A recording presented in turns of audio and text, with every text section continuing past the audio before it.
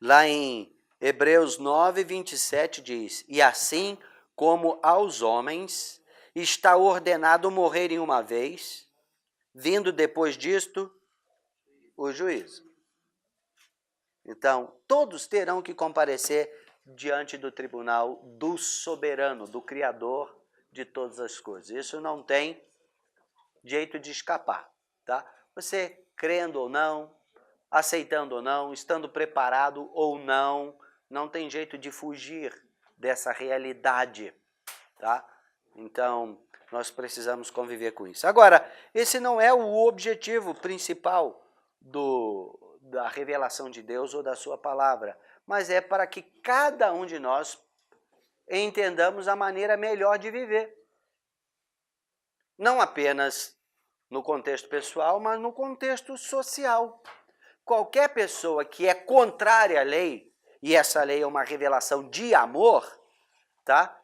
Vivendo para si próprio, segundo os seus próprios desejos e paixões, não apenas ele vai receber em si próprio as consequências dos seus exageros, como ele vai impor essa penalidade sobre aqueles que estão ao seu redor também. Inocentes sofrerão consequências.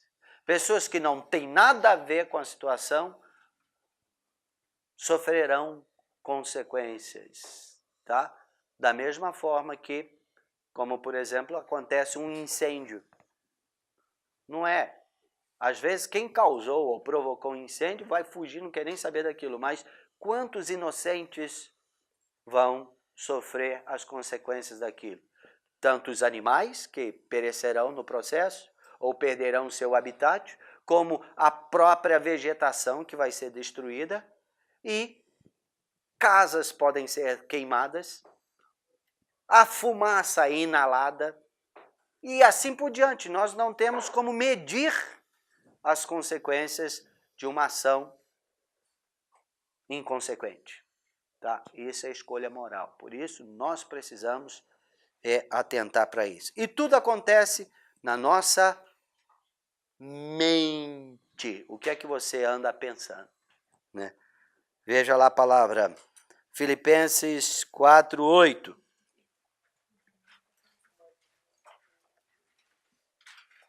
Filipenses 4:8 diz: Finalmente, irmãos, tudo que é verdadeiro, tudo que é respeitável, tudo que é justo, tudo que é puro, tudo que é amável, tudo que é de boa fama, se alguma virtude há e se algum louvor existe, seja isso que ocupe o vosso pensamento. Nós precisamos atentar para essa realidade. Salmo 19:14. Salmo 19:14. Diz: As palavras dos meus lábios e o meditar do meu coração, ou seja, meus pensamentos, né? Sejam agradáveis na tua presença, Senhor, rocha minha e redentor meu. Nossos pensamentos. Entendam, esse negócio de que nós pecamos em todo o tempo, pensamentos, palavras e obras, isso é uma heresia, não é verdade isso. Isso é um ensinamento errado, não é verdade. Pecado sempre será algo consciente. Você não peca sem querer. Você pode, sim, errar sem querer. Errar pode ser um acidente. Errar pode ser o resultado de falta de informações, ignorância, tá? Mas pecar não é não. Pecar é uma escolha consciente.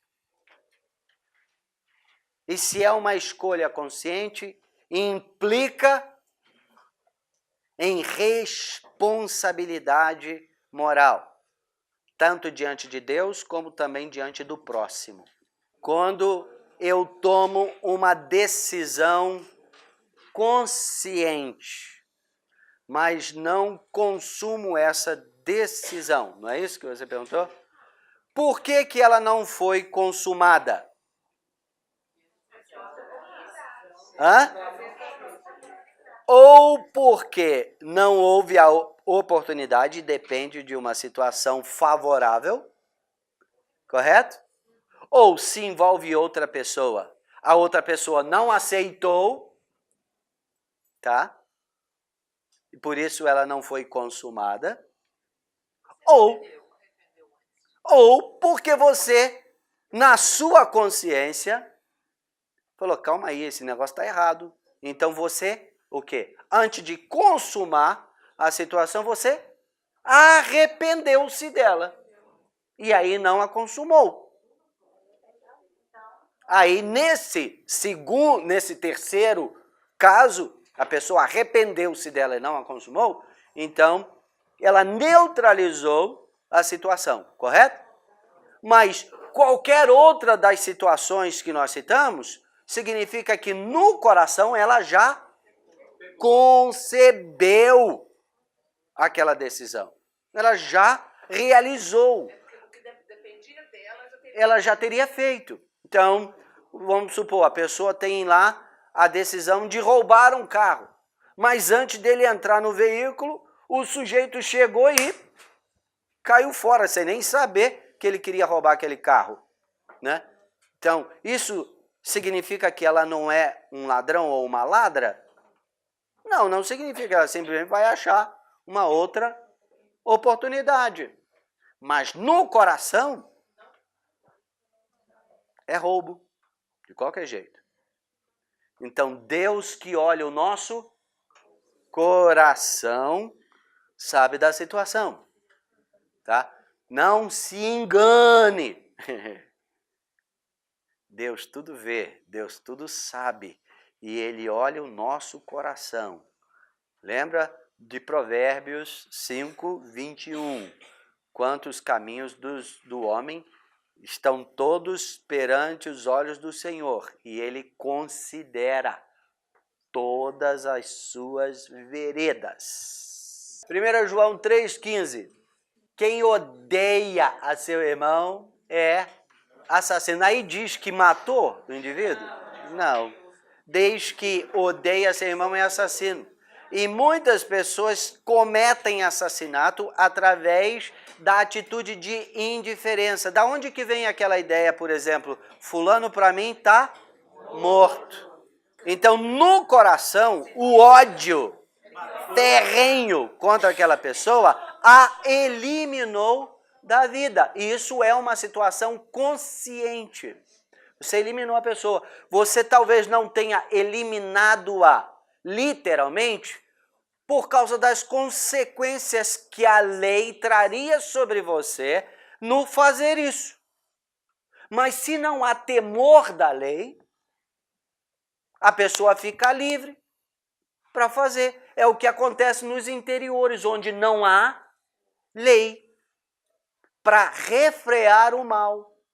Então, Deus que conhece o nosso coração, está vendo? E quando você chega diante de Deus com o coração sincero, a primeira coisa que o Espírito Santo vai falar, você olha, esse seu ódio precisa ser resolvido. Nesse contexto, nós não temos como sair fora disso, porque todo pecado é consciente. O que não é pecado é simplesmente uma influência, uma sugestão que o diabo muitas vezes lança na nossa mente. Mata esse miserável, esse desgraçado, por que você vai permitir que ele fique, né, o tempo todo te atazanando a vida? Elimine-o de uma vez. Aí você, epa, calma aí, esse pensamento não é meu. Não é isso que eu quero, não é dessa forma que eu vivo, não é dessa forma que eu devo proceder. Ele não é meu. Se ele não é seu, ele é uma influência. E influência não é obrigação. Pecados para a morte não tem nada a ver com o que foi feito ou não foi feito. Isso significa uma atitude, tá? Veja, novamente, a palavra atitude. Uma atitude de afronta ao próprio Deus, como alguém que não reconhece ele como sendo autoridade, e isso significa que não tem qualquer inclinação do seu coração de reconhecê-lo ou se submeter a ele, e ele com uma atitude de arrogância, de afronta, diz, eu vou fazer isso e eu quero ver quem é o Senhor para me impedir de fazer. Quer dizer, então, o que Jesus fez na cruz do Calvário não tem validade nenhuma para aquela pessoa. Ela tomou a disposição voluntária, consciente. Isso só é possível quando você tem um grau de conhecimento sobre Deus acima da grande maioria. Você conhece profundamente, não é por ignorância, e você toma uma decisão de afrontar o Criador. Isso não adianta ninguém interceder por você, porque a intercessão deve gerar uma pressão, principalmente um potencializar da revelação do amor de Deus, de forma que te constranja a mudar de atitude, correto? É isso que gera arrependimento. Mas quando a pessoa já tem todo esse conhecimento do amor e toma uma decisão de afrontá-lo, o que pode ser feito mais para constrangi-lo a mudar de opinião? É esta a atitude que gera morte. E sobre este, diz lá a palavra, não digo que rogues, porque você vai perder o seu tempo.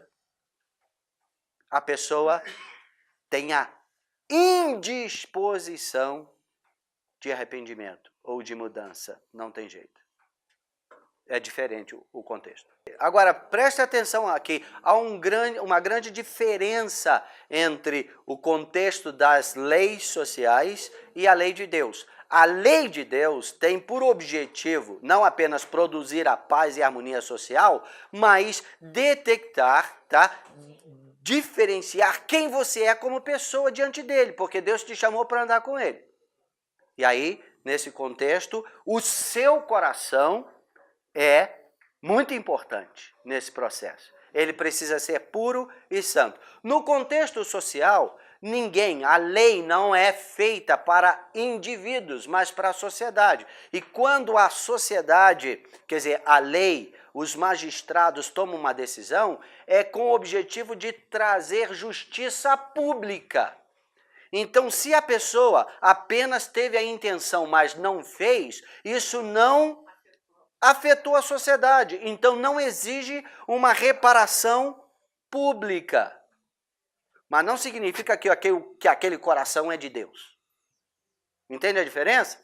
Então, nós podemos entender alguns aspectos das leis sociais, das leis governamentais, dentro de uma extensão da lei da palavra de Deus para nós.